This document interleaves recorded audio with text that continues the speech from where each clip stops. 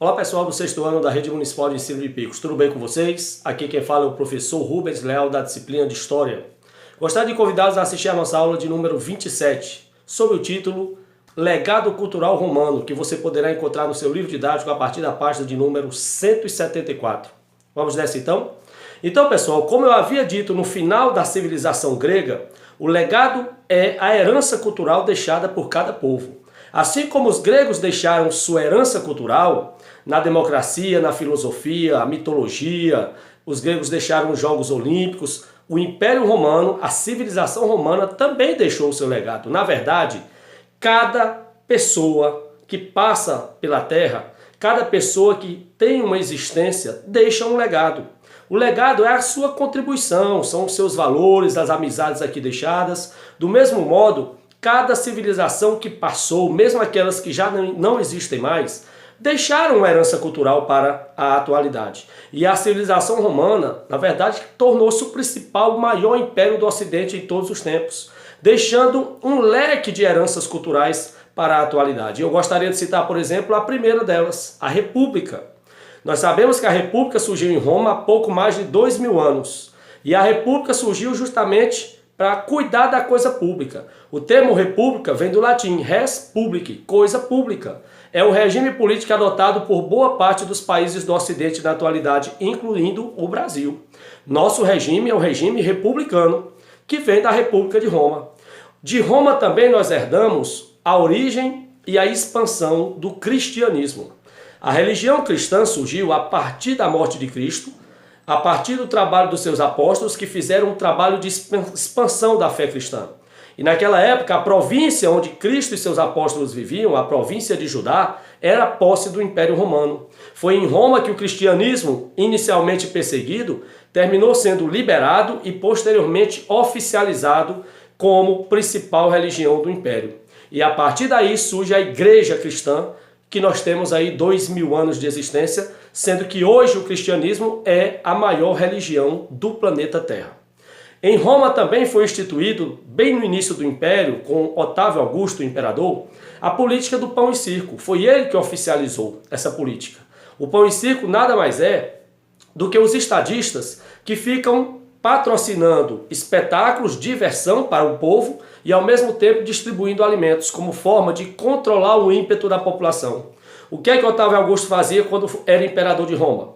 Toda vez que ele percebia que a massa plebeia de Roma estava insatisfeita com seu governo, ele convocava jogos, que era o circo, os espetáculos, né? As lutas de escravos gladiadores, e durante os espetáculos, esses jogos, essas lutas, era distribuído pão para a população. Então o povo ficava satisfeito com o imperador, de barriga cheia, e assistiu a espetáculos durante o dia todo sem pagar nada, tudo patrocinado pelo Império. Essa política do pão e circo, ela terminou ultrapassando o Império Romano e chegando até a atualidade. É muito comum você ver em alguns países estadistas que, para acalmar o ímpeto da população, distribuem alimentos com programas assistencialistas e espetáculos para que o povo tenha um pouco de cultura. De Roma nós herdamos também o direito. A base do direito do Ocidente vem de Roma. O corpus juris civile, o corpo do direito civil, é criação de Roma. Boa parte das leis que regem os países do Ocidente hoje tem sua origem, tem sua gênese lá nas leis romanas, tendo o grande Cícero como principal legislador romano. Lembrando também que até hoje em algumas grades curriculares dos cursos de direito mundo afora, existe uma cadeira, uma disciplina chamada Direito Romano, onde você vai entender as origens do direito romano que deram origem ao nosso direito. Inclusive, alguns termos do direito no mundo hoje ainda vêm do latim de Roma, mantém-se inclusive na língua latina. Corpus juris civile, habeas corpus, habeas data, são exemplos de termos jurídicos que usam a língua do latim de Roma. Por falar em latim, é justamente a língua latina que nós vamos tratar agora. Outra grande contribuição cultural dos romanos foi o latim. Não à toa os romanos eram chamados de latinos. Por quê? Porque falavam a língua latina. E o latim é a língua mãe do espanhol, do francês, do italiano e do português. Esses 4 idiomas, essas 4 línguas têm sua origem no latim. Inclusive em algumas escolas e universidades que falam espanhol, francês, italiano, português, existem as cadeiras, as disciplinas de latim, para que nós possamos entender a origem das nossas línguas.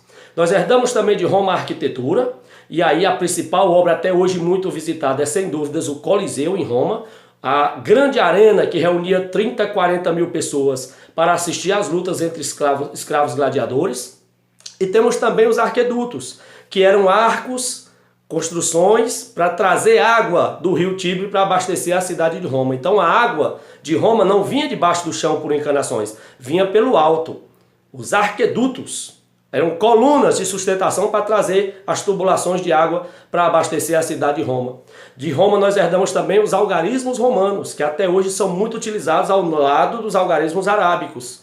Então nós utilizamos algarismos arábicos comumente, mas temos também o uso de vez em quando dos algarismos romanos. Por exemplo, nos livros de história, para se estabelecer os séculos, ou para se estabelecer os reis, papas, Luís XIV, Bento XVI, se usam não os algarismos arábicos, nós usamos os algarismos romanos. Por exemplo, o 10 é o X, o 5 é o V, o 1 é o I. Todos nós conhecemos esses algarismos romanos. Nós herdamos, por fim, também a organização militar de Roma, com toda a sua hierarquia, os postos, os pelotões, toda a estrutura das forças armadas de boa parte dos países do mundo, toda a divisão vem de Roma.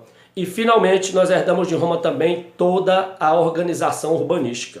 Roma foi a primeira cidade, a capital do Império Romano, a ter quadras com ruas e avenidas entre as quadras, mais ou menos como são as cidades do mundo hoje. Se você fizer uma vista panorâmica sobre Picos, um sobrevoo de helicóptero ou avião, você vai ver que a cidade é organizada em quadras. Os bairros são quadras e entre as quadras, ruas e avenidas. Esse tipo de organização que facilitou o trânsito entre as casas, os prédios, os comércios, as feiras, foi surgida em Roma e que o mundo todo utiliza até hoje essa organização urbanística. Forte abraço e até a próxima.